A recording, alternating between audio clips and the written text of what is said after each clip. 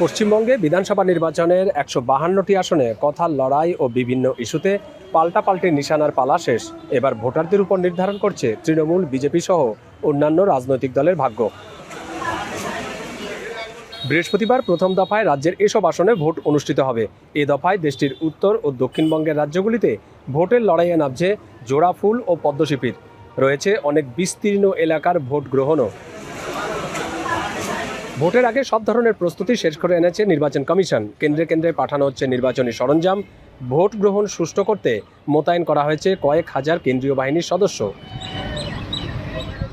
এছাড়াও প্রতিটি কেন্দ্রের ভেতরে ও বাইরে থাকবে অন্তত 2টি ক্যামেরা এবং ওয়েবকাস্টিং সফটওয়্যার। প্রতিটি বুথ থেকে ওয়েবকাস্টিং করা হবে। এর মাধ্যমে সরাসরি বুথ থেকেই ভিডিও দেখতে পারবেন কন্ট্রোল রুমে থাকা নির্বাচনী পর্যবেক্ষণের কাজে নিযুক্ত কর্মকর্তারা।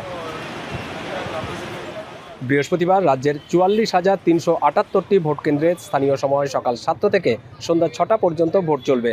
প্রথম দফায় মোট ভোটারের সংখ্যা প্রায় ৩,৬০,০০,০০০।